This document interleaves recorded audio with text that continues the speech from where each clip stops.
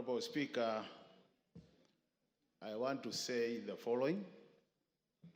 Impeachment of a deputy president is a matter of national interest and international interest, and it's on the basis of that, Honorable Speaker, that people have to be very careful with what they do with this impeachment. Honorable Speaker, I want to remind the House that we are only one of the many parts of the process. This National Assembly will be making their decision. From there, we'll go to the Senate. And there's also the courts, if need be. And it's on the basis of that, Honorable Speaker, that we must isolate personal issues from issues which make sense to Kenyans. So that, Honorable Speaker, we don't, as a House, go for what I'll call mob justice mentality, and at the end of the day, the other stages, we lose it. Honorable Speaker, in the past, this House has been thrown under the bus because of this kind of mentality, where we go, make decisions, and out there, when they go to the courts, a number of our acts of parliament have been declared unconstitutional, basically because as members, we come here and we start shouting and assuming that other people there are not watching. Honorable Speaker, what am I saying? I've listened to the grounds of this motion, this impeachment motion, and I've listened to my friend, Honorable Mutuse, making the presentation and trying to justify some of these grounds, Honorable Speaker. I want to pick a few of them and ask myself whether they meet the expectations in terms of saying that the DP should be impeached on those grounds. The first one, Honorable Speaker, is the issue of demolitions. In this country, Honorable Speaker, when you go to our constitution, it clearly says that Kenyans have a right. They have their own rights. And if the government has made a decision to carry out demolitions, looking at the hierarchy in terms of governance, the topmost person in terms of hierarchy is the president, is not the deputy president.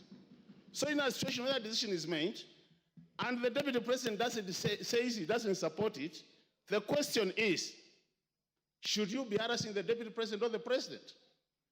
Because the person who took the oath as the head of the executive is the president or the deputy president. So on the basis of those demolitions, Honorable Speaker, it is going to be very unfair to start saying it is the deputy president who is in supporting the president, because at the end of the day, whose decision did carry the day? That's the question. The second issue, Honorable Speaker, is the issue of shareholding. Honorable members, let's be very honest with ourselves. We are all politicians. We have been voted in. We represent constituencies. How many of you can say that you are not practicing what is being explained in this motion? How many? Let's be very honest with ourselves. Let's be very honest with ourselves that most of you, majority of you, are doing exactly what is being said in this motion. It's only that don't say it publicly. That's the truth of the matter, Honorable Speaker. Honorable Speaker. Yes, Makali Molo, there's a point of order. Yeah, I have no problem, Honorable Speaker. Yeah. I hope I'll be saving my time. Mr. Speaker, on a point of order, my name is Steve Mogaka from West Mogrango. Is the member on the floor in order to speak about what I practice? What does he know about what I practice?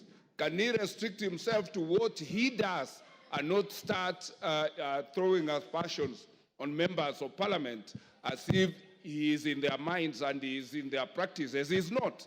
Is he not out of order? Yes, Makali. Honorable Speaker, I really don't see any point of order there. I ignore and proceed. Honorable Speaker, the issue of the judicial officer who is being accused as one of the grounds for this. Honorable Speaker. Order, Makali. And Honorable Speaker. There's another point of order here. Point of order. Take your seat. Yeah. Give Farah the mic. Mr. Speaker, is the Honorable Makali, somebody I have a lot of respect for.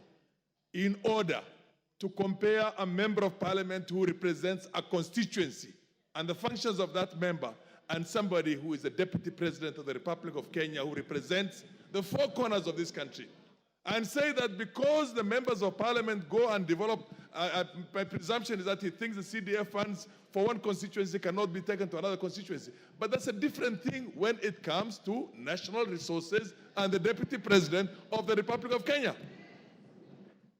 Makali, wind up, your time is up. You know, Honorable Speaker, I hope this is not just to delay me not to say what I wanted to say, Honorable Speaker. I can see a very deliberate move to curtail me from saying what I want to say. Do you want Honorable Speaker, from Nimrod Mbai? Honorable Speaker, you know the thing is, Honorable Speaker, and Honorable Speaker, you need to protect me on a serious. You have been protecting everybody who has spoken. Unless also, Honorable Speaker, you're on the same side of those who are supporting. Because on a serious, Honorable Speaker, I don't think it's fair. You have been protecting everybody else. You can't protect. Order, Honorable Makali Mulu. Order, Honorable Makali Mulu. You've been sitting here since we started. Order, Makali. Not a single previous speaker attracted a single point of order. If any came, the speaker will allow it. Not a single person raised a point of order. In fact, I'm being gracious by asking you, Nimrod Mbai wants to inform you, do you want this information? If you don't want it, you go on. But for you, order, Makali Mulu. You know, when you lose your cool, you also lose the argument. So just be composed, say your bit. The speaker has no dog in this fight. Just say what you want to say, finish, and we give space to somebody else. And any member who wants to stand on a point of order, it's within your standing orders. He has said he doesn't want your information. Go on. You know, Honorable Speaker, with all due respect, people have been making their contribution here since morning. Nobody has been shouting point of order. So, and it's my democratic position to oppose the motion. Order. Honorable Speaker. Go on. Honorable Speaker, I've been elected by the people of Kitui Central to come to this house 3 times. And nobody can assume that I cannot make my contribution. Honorable Speaker, I've been saying, on the matter of judicial officer. Wind up. The judicial officer has been accused of corruption-related matters, Honorable Speaker. And there is a court case, or as we are speaking. Are we running away from accountability as a country? When do we allow the courts to do their work up to the conclusion that as a house we want to make this as a ground for impeachment, Honorable Speaker? This is what we are saying. There is separation of power, Honorable Speaker, and we should respect that. The other thing, Honorable Speaker, the India of officers been called by the DP. Just called. How many of us here since morning have been called by the President? How many of us here since morning have been called by the Deputy President, pleading with us to either support or oppose? Can you be impeached on that note? On a serious note, we need to be. I'm saying, Honorable Speaker, from where we are seated as a house, you go for mob justice mentality, you lose it at the top there, you are trying to reduce the credibility of this house to the lowest